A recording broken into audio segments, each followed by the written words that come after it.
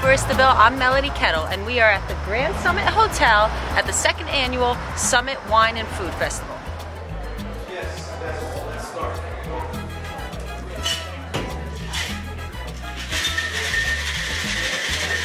That brings the aroma to the top. What is the difference between using lemon and lime? Why would that make a difference?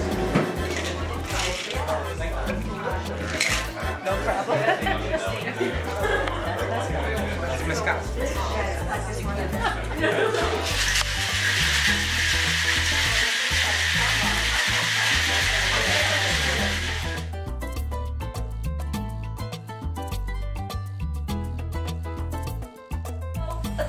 For instance, paellas. Paellas actually, the inspiration of paellas in Spain really came from the Moors, who actually would do a lot of rice casseroles with either rabbit, with all sorts of meats, and they brought the influence to Spain. And then, of course, from Spain, it sort of trickled down onto Latin America. You know, I don't want you taking my cookbook into the kitchen. Take my cookbook to bed. Get inspired. Do your own. I mean, who needs a handbook for cooking or making love? Come on. You know, it's like, let them serve. I love cookbooks with pictures, get my ideas, make my own version. I don't think there should be rules in cooking. Whatever works for you, that's what should work for you. And so... Okay, so here we are, Versatile, with AKA Wine Geek, Stephen Olson.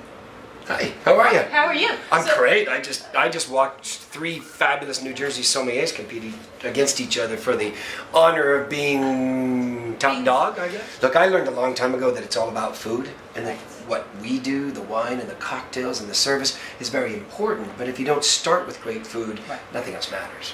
And how do you feel about that Carmenere? I love Carmenere. It's a kooky thing, isn't it? It's a kooky little one. Carmenere and soy sauce. Remember what I'm saying? Yeah. Carmenere and soy. Carmenere and wasabi. Carmenere is soy sauce. And wasabi. Yeah. Anything Thai. Introduce yourself to the camera so they know what we're talking. I'm Charlie Arturola. Sommelier. A sommelier, chef sommelier, and a wine educator, and I learned everything from Steve Olson. Malbec plants later on. So what happens is, in these altitudes, the skin of the grape gets thicker.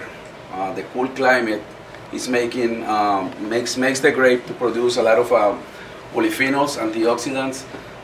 One of them is the resveratrol, which is supposed to be good for you. But I don't want you to drink 2 cases of wine because that's equal of what you need every day to have the daily dose of resveratrol.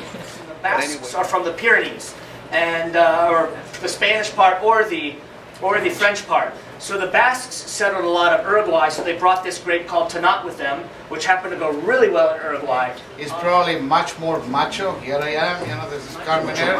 Yeah, mucho macho. But this is a wine that actually explodes your palate. And being like, actually the winemaker just said, this is a typical Carmenere. Explosion of herbal, green leaf, green tea, black aloes, but happens to be 100% Carmenere from Colchagua. This is Casa Silva, by the way.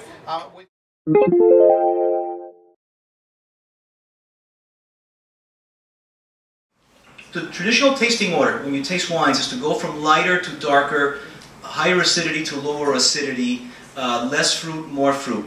The reason you do that is because if you start with heavier wines and move on to lighter ones, you can't taste them. You'll only taste the first wine. The same applies with cheeses, by the way. The cheeses are arranged in a particular format. The 2 triangles. Remember, this is the 70s, the mid-70s. In the United States, a supermarket deli case had 3 colors of cheese. You know, there was white cheese, yellow cheese, and orange cheese, and that was about rank and file members of British society, the people who did all the work. Got roughly half their calories from bread and the other half from beer.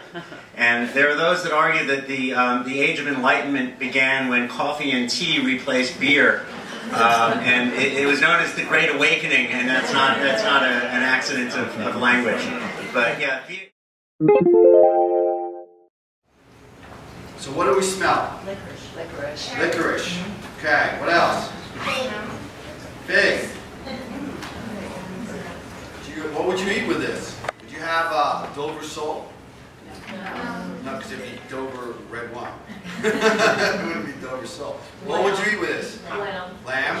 That lamb question. Very good one with that. What else? Maybe some steak.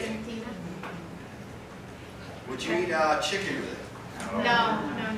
How about if I took that chicken and made it with porcini mushrooms, like a big mushroom Yes. thing on top of it? Would I drink it then? Yes. Remember, it's not just about the protein. It's about what you're putting there. So, ladies, how did you end up here at the Summit Wine and Food Festival? You want to go first? We like to eat and drink, and we like to hang. Awesome. So it was a good excuse to come and hang out, and I love this area. Diane is from this area. Yeah. And where are you from? I'm from Monmouth County, New Jersey. Monmouth. And it's for the food bank. I mean, both of Yeah, us, that's the most. I love Ivan Ruiz, who organized this event and who I really respect highly. You know, the interesting thing is that he started 30 years ago being the busboy at the hotel at Summit, and now he owns this amazing wine store. It's like the American dream. It's the great. American dream, and has created this incredible festival, obviously benefiting Food Bank. So it's great to come out, support him, and do something great and give back. So thank you guys. Thank you so much for your time. Thank you. Thank you, Ingrid. Thank you. Thank you.